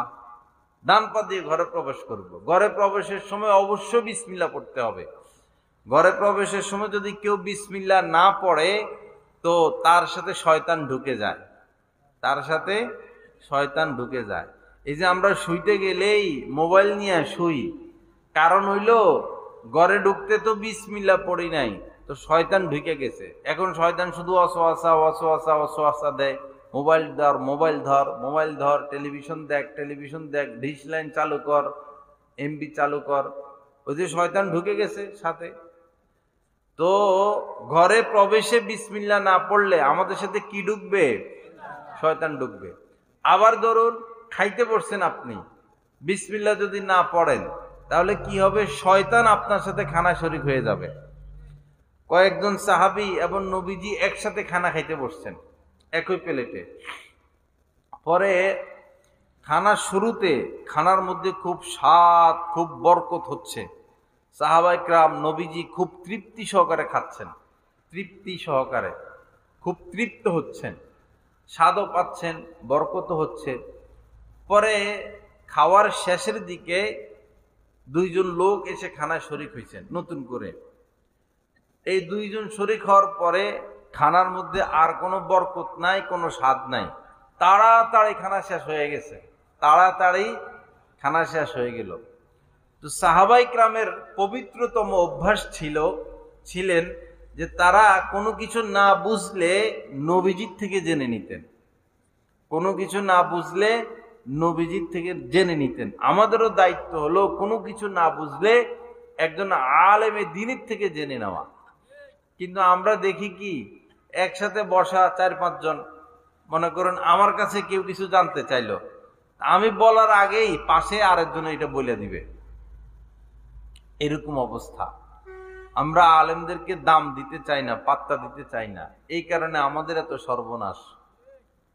আমরা একটা বিচার পাওয়ার জন্য আদালতে যাই, আদালতে গেলে বিচারটা কি 6 মাসে হয় না 6 বছর লাগে? 6 বছর লাগে। কিন্তু রাসূলের জামানায় যত বিচার টিচার যত কিছু ঘটনা ঘটতো, মসজিদে আসতেন, নবীজি ফায়সালা শুনতেন, দোনো পক্ষের কথা, সাক্ষী প্রমাণ নিতেন, ফায়সালা দিয়ে দিতেন, বস বিচার শেষ। কিন্তু আমাদের দেশে মার্ডার একটা হইলে এটার বিচার পাইতে পাইতে 10 বছর 15 বছর। মেয়ে একটা দর্শনের শিকার হয়েছে, বিচার পাইতে পাইতে এটার মেয়ে হইয়া যায়, মেয়েটার কি হইয়া যায়? মেয়ে হইয়া যায়। পরে হে মেয়ের আবার মেয়ে হইয়া যায়, মানে যে মেয়ে দর্শনের শিকার হয়েছে হে নানি হইয়া গেছে, এখনো তার রায় আসে নাই। বাংলাদেশে এরকম, এটা ব্রিটিশরা করে গেছিল এই নিয়মটা। আজ পর্যন্ত কত সরকার আসলো আর গেল, এই সিস্টেমের পরিবর্তন আনতে পারে নাই। একজন মানুষ খুন হইল, আপনার ছেলে খুন হয়েছে, আপনি বিচার পাওয়ার অধিকার রাখেন। আপনি যদি কেস করতে যান সেখানে টাকা, পুলিশ নামাইতে যান টাকা, আদালতে যাবেন উকিল ধরবেন টাকা, টাকার টাকা, টাকার টাকা, টাকার টাকা। পরে মানুষ বিরক্ত হইয়া 4-5 বছর ঘুরে বিরক্ত হয়ে ধুর, পোলাও হারাইলাম, ছেলেও হারাইলাম, এখন দেখা যায় টাকা পয়সা সব হারাম। বাংলাদেশের সিস্টেম এরকম। আমাদের এই বাজিতপুর থানায় এক লোক খুন হয়েছে, ছেলে খুন হয়েছে, পরে অন্যায়ভাবে খুন করছে। পরে মা বাবা আছেন, তারা কোনো কেস করেন না। পরে তাদেরকে বলল যে এইভাবে দিনে দুপুরে এসে আপনাদের বাচ্চাটাকে হত্যা করলো, আপনারা কেস করেন। পরে বলল যে আমরা গরিব মানুষ, মামলা টানার মতো টাকা পয়সা আমাদের নাই। আবার মামলা কিনে ফেলা যায়। খুন করছে আপনার ছেলেরে, হেরা যদি টাকা মোটা করে দেয় তাহলে কেস কি ডিসমিস। বাস্তব না অবাস্তব? তা আবার ঘুরিয়ে গেলে ভোট তো হেগরেই দেন, ভোট তো হেদেরকেই দেন, ক্ষমতা হেদেরকেই তো আনেন, ভালো মানুষরে তো আর ক্ষমতায় আনেন না। লা ইলাহা ইল্লাল্লাহ। জানেন আপনাদের এমপি এটা চোর, মদ খায়, জিনা করে, বিদেশে টাকা পাঠাইয়া দেয়, আবার যখন দাঁড়ায় আবার হেরেই তো দিয়ে ভোট দেন। আল্লাহ হেফাজত করেন, সহিহ বুঝ দান করেন। কি যেন বলতেছিলাম? হ্যাঁ, মাশাআল্লাহ মাশাআল্লাহ, আপনি বয়ানটা শুনতেছেন। পরে খাইতে পড়ছেন, খানার পরে আর বরকত পাচ্ছেন না। পরে সাহাবায়ে কেরাম জানতে চাইছেন, ইয়া রাসূলুল্লাহ, খানায় শুরুতে তো খুব বরকত পাচ্ছিলাম, তো খানার শেষে গিয়ে আর কোনো বরকত পাই নাই, কেন হইল ব্যাপারটা এমন? তখন নবীজি বললেন, দেখো তোমরা তো খাওয়ার শুরুতে বিসমিল্লাহ পড়ছিলা, তোমরা খাওয়ার শুরুতে বিসমিল্লাহ পড়েছ, পরবর্তীতে যে দুইজন এসে খানায় শরীক হয়েছেন তারা কেউ বিসমিল্লাহ পড়ে নাই, যার কারণে শয়তান তাদের সাথে কি হয়ে গেছে, খানায় শরীক হয়ে গেছে, যার কারণে তাড়াতাড়ি খানা শেষ হয়ে গেছে। তার মানে কেউ যদি খাবারের শুরুতে বিসমিল্লাহ না বলে তো তার খাবারের সাথে কে শরীক হয়? শয়তান শরীক হয়। তা আমরা প্রতিদিন আমাদের খাবারের সাথে শয়তানরে শরীক করতে রাজি আছি? তাহলে কি পড়তে হবে? বিসমিল্লাহ। মনে থাকবে তো ইনশাআল্লাহ? যে বাচ্চারা বিসমিল্লাহ পড়া শিখে নাই, যেমন দুধের বাচ্চা, তখন মা বিসমিল্লাহ পড়া তাদেরকে খিচুড়ি খাওয়াক, বুকের দুধ খাওয়াক, পিঠার খাওয়াক, সুজি খাওয়াক, মা বিসমিল্লাহ বলবে। এতে বাচ্চাটা শুনতে থাকবে এবং তাড়াতাড়ি বাচ্চাকে বিসমিল্লাহ শিখাই ফেলানো। তাড়াতাড়ি বাচ্চাকে কি শিখানো? বিসমিল্লাহ। এমনও পরিবার রয়েছে যাদের সন্তান এখনো কথা বলা শিখে নাই, কিন্তু বিসমিল্লাহ শিখেছে, লা ইলাহা ইল্লাল্লাহ শিখেছে, ঘুমের দোয়া শিখেছে, ঘুম থেকে জাগার দোয়া শিখেছে। দিনদার ফ্যামিলি, দাদা দাদি শিখায়, মা বাবা শিখায়, কিন্তু আমরা ওই শুধু আব্বু আম্মু শিখাই, আব্বু আব্বু, আম্মু আম্মু, এগুলো শিখাই। এগুলো শিখান লাগে না, এগুলো এমনি পারে। শিখাইতে হবে যেটা শিখানো দরকার সেটা। আল্লাহ আমাদের সবাইকে তৌফিক দান করেন, সুন্নত মোতাবেক চলার তৌফিক দান করেন। তো বিসমিল্লাহর আমল আজকে থেকে করব তো সবাই। পোশাক যখন পরবো বিসমিল্লাহ পড়বো, বিসমিল্লাহ পড়বো, দেখবেন কি বরকত। দোকান খুলবেন বিসমিল্লাহ বলে খুলবেন, এরপরে ক্যাশ বাক্সা খুলবেন বিসমিল্লাহ বলে খুলবেন, টাকা গণা শুরু করবেন বিসমিল্লাহ বলে শুরু করবেন, কাস্টমারকে কোনো পণ্য দিবেন তো বিসমিল্লাহ পড়ে দিবেন, কাস্টমার আপনার থেকে বিসমিল্লাহ বলে নিবে। এইভাবে বিসমিল্লাহর আমল চালু করলে ইনশাআল্লাহ আমাদের মধ্যে কামিয়াবি আসবে, আমাদের ঘর সংসারে বরকত হবে। আল্লাহ আমাদের সবাইকে তৌফিক দান করেন। যাই হোক ভাইরা, অনেক লম্বা কথা হয়ে গেল। তো আমাদের যেটা মহা সত্য কথা সেটা হলো একদিন না একদিন মরা লাগবে। কুল্লু নাফসিন যায়িকাতুল মাউত, যার মধ্যেই প্রাণ রয়েছে তাকে একদিন না একদিন মৃত্যুবরণ করতেই হবে, হয়তো আজ হয়তো কাল। এখন নিয়ে যাব কি? আল্লাহর কাছে নিয়ে যাব কি? কে কি অর্জন করলাম? বিদেশ থেকে আসে না, ছেলে আসে, স্বামী আসে, বাবা আসে। তো যেই লোক বিদেশ থেকে আসার সময় স্ত্রীর জন্য কিছু আনে, মায়ের জন্য কিছু আনে, সন্তানের জন্য কিছু আনে, প্রতিবেশীর জন্য কিছু আনে, ওই লোকের উপর সবাই কি খুশি। আমার আব্বা অনেক পুরানা বিদেশ করছেন, ওই সময় এত বিদেশ ছিল না। তো আমার আব্বা যেদিন বিদেশ থেকে আসতেন পুরা এলাকার মানুষ চলে আসতো। তো উনি কি করতেন, ঢাকায় এসেই বিদেশ থেকে চকলেট নিতেন, বিদেশি চকলেট, আবার ঢাকায় এসে আপেল নিতেন, ফল, যে সময় যে ফল থাকতো এই ফল নিতেন, মানে অনেক কিছু নিতেন, শুধু এই উদ্দেশ্যে উনি আসলে তো মানুষ আসবে, বাচ্চা কাচ্চা আসবে, ওদের হাতে যেন দিতে পারে চকলেট, আপেল, বিভিন্ন কিছু দিতে সবাই খুশি হইতো। এখন মনে করেন বিদেশ থেকে এমন লোক আসলো যে শুধু তার হাতের ব্যাগটা নিয়ে আইছে, ব্যাগের ভিতরে তার লুঙ্গিটা, জামাটা, আর কিছু নাই। স্ত্রীর জন্য কিছু আনে নাই, মায়ের জন্য আনে নাই, সন্তানের জন্য আনে নাই, প্রতিবেশীর জন্য আনে নাই, একবারে খালি হাতে আসলো। তো কি তার কোনো দাম আছে? স্ত্রীর কাছে দাম আছে? সন্তানের কাছে আছে? নাই। আর যে বান্ডিলে বান্ডিলে টাকা সম্পদ নিয়ে আসে, তার পিছনে পিছনে শুধু মানুষ ঘুরে, কারণ তার কাছে কিছু আছে। তো অনুরূপ ভাবে আমরা যে ওই জগতে যাব, আল্লাহর কাছে যাব, দুনিয়াতেই খালি হাতে আসলে যদি দাম না পাওয়া যায়, তো আখেরাতে খালি হাতে গেলে দাম পাওয়া যাবে? এখন কি করা লাগবে? আমল করতে হইব। আসল হইল নামাজ। কালেমার পরে সর্বপ্রথম যেটা, সেটা কি? নামাজ। নামাজ পড়তে হবে ভাই। আমাদের মুসলমানদের মধ্যে তো দলের অভাব নাই। ওহাবি, সুন্নি, আট্রসি, মাইজভান্ডারি, শিয়া, জামাত ইসলাম, চরমোনাই, তবলিগ, আলিয়া, কওমি, আওয়ামী লীগ, বিএনপি, হাজার হাজার দল। কিন্তু নামাজের ব্যাপারে কেউ কি কোনো কথা বলে যে নামাজ পড়া 1 ওয়াক্ত বা 2 ওয়াক্ত, নাকি সবাই বলে 5 ওয়াক্ত? 5 ওয়াক্ত। এবং নামাজ ফরজ, এই ব্যাপারে কোনো কথা আছে? সবাই মানে তো এটা? তো বস নামাজ ধরি আমরা। আপনি ওয়াহাবি হন বা সুন্নি হন, আটরশি হন, মাইজভান্ডারি হন, শিয়া হন, আহলে হাদিস হন, যেটাই হন, নামাজ তো ফরজ। নামাজ ফরজ কি না? নাকি যারা বিএনপি করে তাদের নামাজ লাগবে না? যারা তবলিগের সাথে এদের নামাজ লাগবে না? যারা চরমোনায় নামাজ লাগবে না? যারা কমি মাদ্রাসা এদের নামাজ লাগবে না? সবার কি লাগবে? নামাজ লাগবে। কালেমার পরেই ইসলামের দ্বিতীয় যে বুনিয়াদ সেটাই হচ্ছে কি? নামাজ। এই নামাজ কি? ফরজ। 5 ওয়াক্ত নামাজ পড়া কি? ফরজ। বুনিয়াল ইসলাম আলা খামস, ইসলামের ভিত্তি 5 জিনিসের উপরে। ইসলামের বুনিয়াদ, ভিত্তি, ফাউন্ডেশন কয় জিনিসের উপরে? 5 জিনিসের উপরে।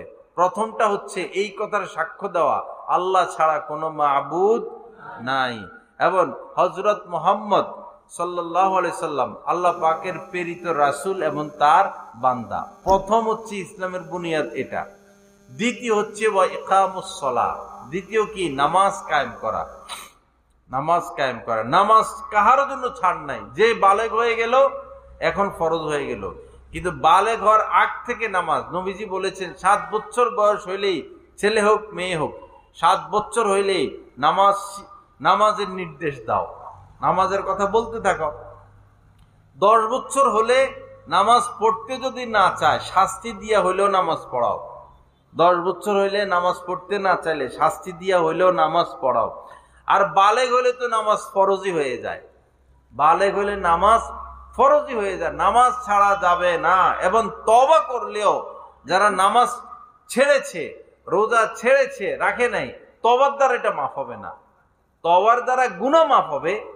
আপনি গুনাহ করছেন, মিথ্যা কথা বলছেন, আপনি এই গুনাহ করলেন, হে গুনাহ করলেন, তওবা করলে ওই গুনাহগুলো মাফ হবে, কিন্তু তওবা করলে নামাজের মাফ নাই। এগুলো কাজা আদায় করতে হবে।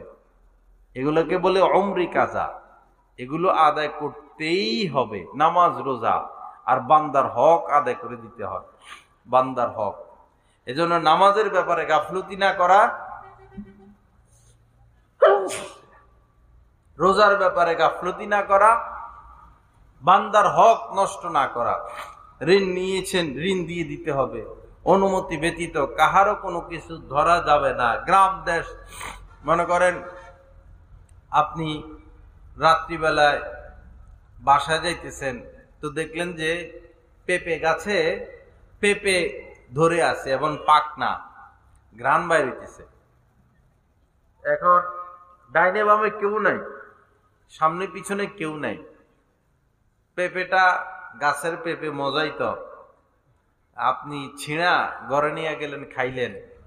এখন আল্লাহর কাছে যদি মাপ চান, আল্লাহ অমুকের পেঁপে আইনা সবাই মিলা খাইলাম, তোমার শুকর, আলহামদুলিল্লাহ, যেহেতু চুরি করে আনছি তুমি মাফ করে দাও, মাফ হবে? আগে ওই পেঁপেওয়ালার কাছে মাপ চাইতে হবে। আগে ওই পেঁপেওয়ালার কাছে মাপ চাইতে হবে, এরপরে আল্লাহর কাছে মাপ চাইতে হবে। এজন্য আপনাদের যাদের আত্মীয় স্বজন মারা গেছেন, বাবা মা বন্ধু বান্ধব, তারা যদি কারো হক নষ্ট করে গিয়ে থাকে, জমি দখল করছে, দখল করে গাছ নিয়ে গেল, জোর করে আত্মসাৎ করে টাকা নিল, বা টাকা ঋণ নিয়েছে, ঋণ পরিশোধ করে নাই, যদি আপনাদের মা বাবা এরকম করে গিয়ে থাকে, তো আল্লাহ রাস্তে আপনারা সন্তান হয়ে এই হকটুকু আদায় করবেন, তাদের পক্ষ থেকে মাফ নিয়ে নিবেন, তাদের পক্ষ থেকে মাপ নিয়ে নিবেন। না হলে আপনাদের মা বাবা ঝুলন্ত থাকবে, ফায়সালা হবে না। নাফসুল মুমিনি মুআল্লাকাতুন বিদাইনিহি হাত্তা ইউকযা আনহু। নবীজি বলেছেন, মুমিনের আত্মা, মুমিন ব্যক্তি, তার আত্মা সে নিজে ঝুলন্ত থাকবে, তার ব্যাপারে ফায়সালা হবে না যতক্ষণ না সে বান্দার হক আদায় করে। বান্দার হক বড় কঠিন। এজন্য আল্লাহর হস্তে কেউ বান্দার হক কখনো নষ্ট করব না। নষ্ট করলে এটা মাফ নিয়ে নিব, নষ্ট করলে মাফ নিয়ে নিব। স্ত্রীর মোহর বান্দার হক, তার হকটা তাকে দিয়ে দিবেন। 1 লাখ ধরছেন বা 2 লাখ, যাই ধরছেন, স্ত্রীর হক আদায় করে দিতে হবে। যদি একসাথে না পারেন, আস্তে আস্তে আদায় করেন। মাসে 1000 করে দেন, হ্যাঁ, বা মাসে 500 করে দেন। সপ্তাহে 100 করে দেন, স্ত্রীর মোহর তাকে দিয়ে দিতে হবে। বুঝেন না কথা? মোহর ধরতে বেশি ধরবেন না। এই কয়দিন আগে আমি একটা বিবাহ পড়াইলাম, 20 লাখ ধরছে মোহর। কত? 20 লাখ। এই ছেলে 20 লাখ টাকা কোথায় থেকে দিবে? এটা তো আর দেওয়া হবে না। তো এই ছেলেটা ঋণী থেকে গেল, স্ত্রীর কাছে ঋণী। কিয়ামতের ময়দানে তো কেউ কাউরে ছাড় দিবে না। দুনিয়াতে যদি মাফ নিতে না পারে এই স্বামী স্ত্রীর থেকে, মরার পরে কিয়ামতের ময়দানে স্ত্রী আর মাফ করার ব্যক্তি না। স্ত্রী বলবো যে দাও দাও, নেকি সব দাও, তুমি জাহান্নামে যাওগা, আমি জান্নাতে যাইগা। ওইখানে আর পরিচয় দিবে না। ইয়াউমা ইয়াফিরুল মারউ মিন আখিহি, কিয়ামতের ময়দানে ভাইয়ের কাছ থেকে ভাই পলাবে। ইয়াউমা ইয়াফিরুল মারউ মিন আখিহি ওয়া সাহিবাতিহি, স্বামীর কাছ থেকে স্ত্রী পলাবে। স্ত্রী বলবে আমার বিয়ে শাদী হয় নাই, পরিচয় দিতে চাইবে না, না জানি কোনো উপকার করতে হয়। আল্লাহ আমাদেরকে, যুবক ছেলে যারা আছো, বিয়ে শাদীতে যৌতুক নিবে না। যৌতুক এটা শরম, এটা লজ্জা, এটা হারাম। যৌতুক যৌতুক নিবে না। কেউ যৌতুক দিবেন না এবং নিবেন না। যৌতুকের মধ্যে কোনো বরকত নাই। যত নিবা তত লাগবে, বরকত পাইবা না। নিজে কাজ করো, যদি প্রতিদিন 500 টাকা কামাইতে পারো, এটার মধ্যে বরকত আছে। আর বিয়ে করে 5 লাখ আনছো, এই 5 লাখের মধ্যে 500 টাকারও বরকত নাই। এটা হাওয়া হয়ে যায়। যৌতুকের টাকা কি হয়ে যায়? হাওয়া হয়ে যায়, থাকে না।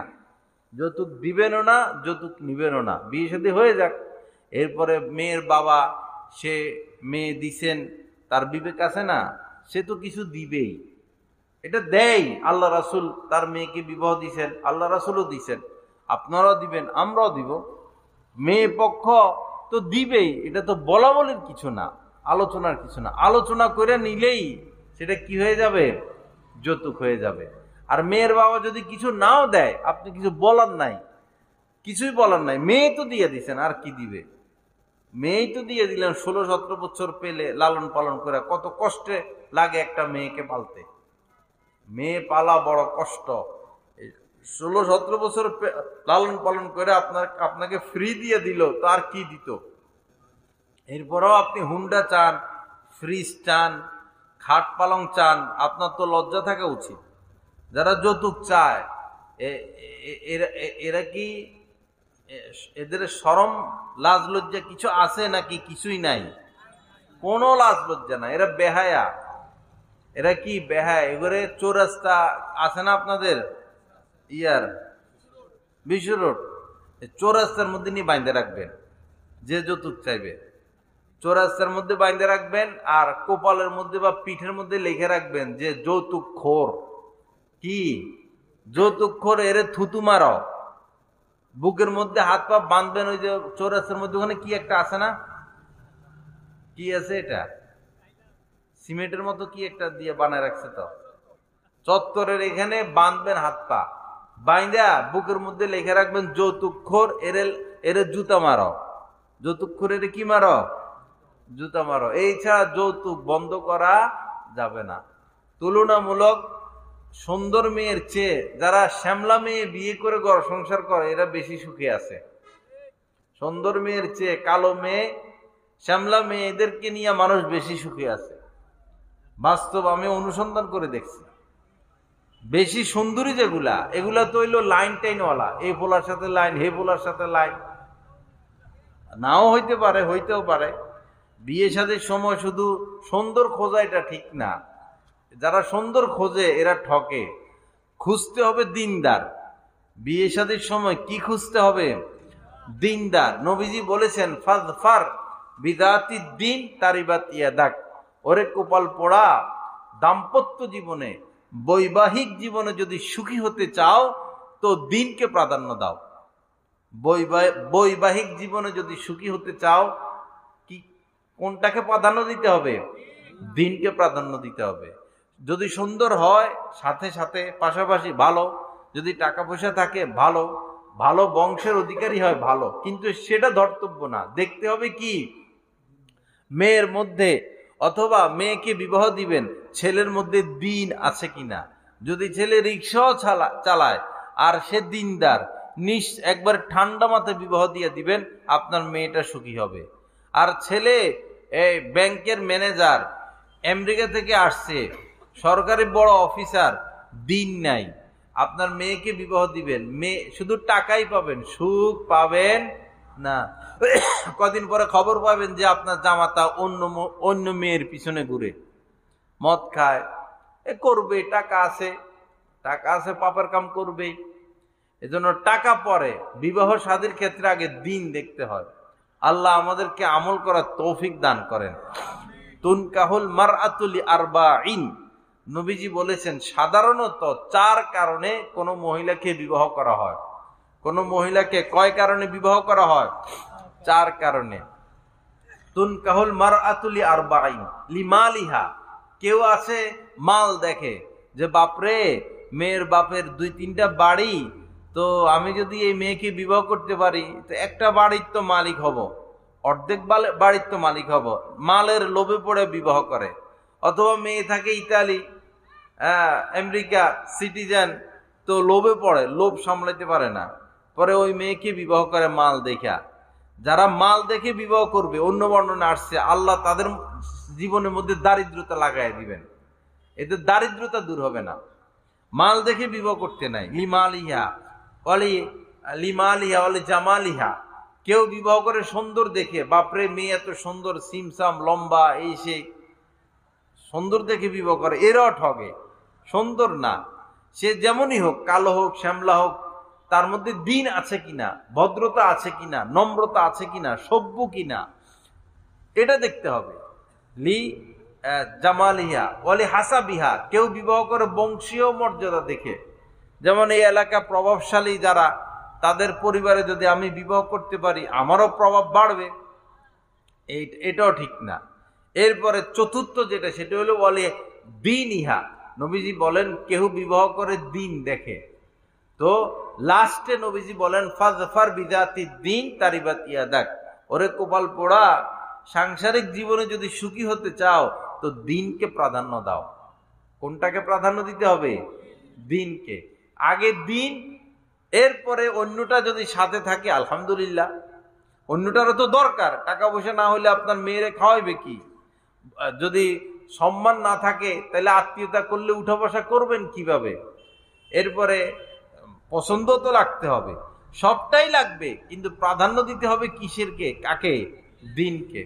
আল্লাহ পাক আমাদেরকে কোরআন সুন্নাহ মোতাবেক চলার তৌফিক দান করেন, সর্বক্ষেত্রে সুন্নতকে প্রাধান্য দেওয়ার তৌফিক দান করেন। তো যাই হোক ভাইয়েরা, নামাজ ছাড়া যাবে না, নামাজ ছাড়া যাবে না। নামাজ ফরজ, 5 ওয়াক্ত নামাজ ফরজ। কাহার জন্য মাপ নাই, পীর সাহেবের জন্য মাপ নাই, মুরিদের জন্য মাপ নাই। এরকম তো নয় যে শুধু মুরিদে নামাজ পড়বো, পীর পড়বো না, বিষয়টা এরকম। আল্লাহ রাসূল নিজে কি ছিলেন? ইমাম ছিলেন, নিজে ইমামতি করতেন। শেষ সময়ে দুনিয়া থেকে বিদায় নিবেন, এখন মসজিদে আসার মতো শক্তি নবীজির নাই, অসুস্থ। এই অবস্থায় 2 জনের কাঁধে ভর দিয়ে, অথচ নবীজির বাসার মসজিদে একই কথা, শুধু একটা পর্দা, বাসার মসজিদ এক কথাই। মসজিদ থেকে বের হইলে বাসা, বাসা থেকে বের হইলে মসজিদ, এতটা কাছে ছিল বাসা। তার মানে ইঙ্গিত যে ঘরবাড়ি বানাইলে মসজিদের পাশে বানাও, ঘরবাড়ি বানাইলে মসজিদের পাশে বানাও। ঘরবাড়ি বানাইলে যে এলাকায় কোনো আলেম আছেন, হক্কানি আলেম, সে এলাকায় বানানো। যে এলাকায় কোনো হক্কানি আলেম আছেন এবং তার প্রভাব আছে, সে এলাকায় দিন আছে, কিছু হইলেও দিন আছে। আর কিছু এলাকায় এমন আছেন আলেম ওলামা নাই, থাকলেও তাদের কোনো প্রভাব নাই, তো সে এলাকায় থাকতে নাই। কারণ সে এলাকায় অপরাধ চলতে থাকবে, অপসংস্কৃতি চলতে থাকবে, ইসলাম বিরোধী কাজ চলতে থাকবে। আল্লাহ হেফাজত করেন। তো নবীজি অসুস্থ, বাসা এত নিকটে, আসতে পারেন না। শেষ সময় 2 ব্যক্তির কাঁধের উপর ভর দিয়ে নবীজি মসজিদে এসে নামাজ আদায় করছে। কিন্তু আমাদের সমাজে কিছু পীর বের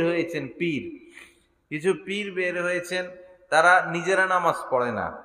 বলে কি যে পীর সাহেব এত ঊর্ধ্বে চলে গেছে, তার আর কি নাই, নামাজ নাই। পীর সাহেব এত উপরে চলে গেছেন, এত ঊর্ধ্বে চলে গেছেন, তার আর নামাজ রোজা লাগবে না। আচ্ছা, পীর সাহেব অনেক ঊর্ধ্বে চলে গেছেন, তার মানে কি রাসূলের থেকে উপরে উঠে গেছেন? হ্যাঁ, তো রাসূল তো জীবনের শেষ পর্যন্ত নামাজ পড়ে গেছেন। এবং কোরআনে পাকের মধ্যে আল্লাহ পাক বলেছেন, উবুদ রব্বাকা হাত্তা ইয়াতিয়াকাল ইয়াকিন, মৃত্যু আসার আগ পর্যন্ত, অর্থাৎ মৃত্যু পর্যন্ত ইবাদত করতে হবে। উবুদ, মৃত্যু পর্যন্ত ইবাদত। এটা নবীর জন্য, সাহাবাদের জন্য, পীরদের জন্য, মুরিদদের জন্য, দুনিয়াদারদের জন্য, আওয়ামী লীগ বলেন, বিএনপি বলেন, যারা বলেন, সকলের জন্য মৃত্যু পর্যন্ত কি করে যেতে হবে? ইবাদত করতে হবে। মৃত্যুর পরে আর ইবাদত নাই, এরপরে শুধু উপভোগ আর উপভোগ, উপভোগ আর উপভোগ। আল্লাহ আমাদেরকে 5 ওয়াক্ত নামাজ আদায়ের তৌফিক দান করেন। তা আজকে থেকে ইনশাআল্লাহ কার কার নিয়ত 5 ওয়াক্ত নামাজ পড়ার, দেখে একটু হাত উঠান তো। মাশাআল্লাহ, আল্লাহ আপনাদেরকে কবুল করেন। নামাজটা ভালো করে ধরেন, দেখবেন সুখ আসবে, রিজিক আসবে, রিজিক আসবে। 5 ওয়াক্ত নামাজ পড়লে আল্লাহ রিজিকের ব্যবস্থা করবেন। রিজিক নিয়ে টেনশন করা লাগবে না। যে মিস্ত্রি বা কামলা নামাজ পড়ে, তারা সবাই টানাটানি করে নিয়ে যায়। যে রং লাগাবে, আরে অমুক লোকটা নামাজি মানুষ, রঙও ভালো লাগায়, ওরে দিয়ে রং লাগায়। রাজের কাজ, অমুক লোকটা নামাজি মানুষ, কাজও ভালো করে, ওরে দিয়ে কাজ করায়। নামাজ পড়লে সর্বশ্রেণীর মানুষের একটা মর্যাদা আছে।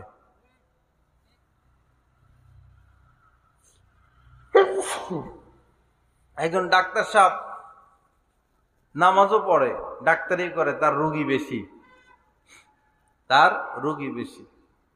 একজন মনে করেন রেন্টিকারে প্রাইভেট কার চালায়, হাইস চালায়, সে নামাজি মানুষ, তো তার টিপের অভাব পড়ে না, মানুষ তারে খুঁজে বাইর করে। সব জায়গায় নামাজিদের প্রাধান্য আছে। আল্লাহ পাক আমাদের সবাইকে 5 ওয়াক্ত নামাজ পড়ার তৌফিক দান করেন, কোরআন সুন্নাহ মোতাবেক চলার তৌফিক দান করেন। 5 ওয়াক্ত নামাজ পড়বো, রমজান মাসে রোজা রাখবো, যাদের উপর যাকাত আসে যাকাত দিব, এবং যাদের উপর হজ ফরজ হজ করে ফেলবো, দেরি করব না। কোন সময় প্রাণ বায়ু বের হয়ে যা বলা যায় না। হজ ফরজ হলে হজ করে ফেলতে হয়, দেরি করলে পরে মারা যাবেন, হজ ছাড়া মারা যাবেন, আল্লাহ রাসূলের সামনে মুখ দেখাইতে পারবেন না, কঠিন অবস্থা। আল্লাহ মাফ করে দেন। তো নামাজ পড়বো, রোজা রাখবো, হজ করবো, যাকাত দিব, আর গুনাহ করা যাবে না, গুনাহ করা যাবে না। মিথ্যা কথা, কিছুতেই মিথ্যা কথা না বলা। মিথ্যা অনেক ঘৃণিত জিনিস, খারাপ জিনিস। মিথ্যার দ্বারা মানুষ অপমানিত হয়, লাঞ্ছিত হয়। মিথ্যা বললে সম্মান বাড়ে না, কমে। মিথ্যা বললে সম্মান কমে। সত্যবাদীর সম্মান বাড়তে থাকে, মিথ্যাবাদীর সম্মান কমতে থাকে, ওয়েট কমে, মর্যাদা কমে। তারা সমাজের মানুষ দাম দেয় না, সে হেয় প্রতিপন্ন হয়, কারণ সে মিথ্যে কথা বলে। মিথ্যা বলা যাবে না। চোর যদি সত্য কথা বলে, মানুষ মাফ করে দেয়। চুরি করছে, আচ্ছা ভাই আমি চুরি করছি, সত্য কথা বলছে, মাফ করে দেয়। আর চোরে চুরি করে যদি বলে আমি চুরি করি নাই, আরে বাপরে, এমন জোরে জোরে কিল আর লাতি মারতে মারতে, ক ক হাসা কথা, ক মারতে মারতে মারতে মারতে পরে ভাই চুরি করছি। তো এতক্ষণ করি না কেন? তো চোরে চুরি করে মিথ্যা কথা বললে কি পাওয়া যায়? মাপ পাওয়া যায়। আর ওই যতক্ষণ সত্য কথা বললে মাপ পাওয়া যায়, যতক্ষণ সত্য কথা না বলে অতক্ষণ পিঠের উপরে কি পড়তে থাকে। কতক্ষণ মায়ের মুড়ি খাইয়া পরে যখন ভাই মাফ চুরি করছে, আমারে মাফ করে দেন, তখন সে কি পায়? নাজাত পায়। এজন্য আল্লাহর রাস্তায় আমরা কি বলবো না? মিথ্যা বলবো না। আল্লাহ আমাদের সবাইকে তৌফিক দান করেন, এই মাহফিলকে কবুল করেন। যারা মাহফিলের আয়োজন করেছেন তাদেরকে আল্লাহ পাক কবুল করেন। সারা জীবনই এই মাহফিলটাকে ধরে রাখার তৌফিক দান করেন। ওয়া আখিরু দাওয়ানা আলহামদুলিল্লাহি রাব্বিল আলামিন ওয়া সাল্লাল্লাহু আলা নবিয়িল কারীম।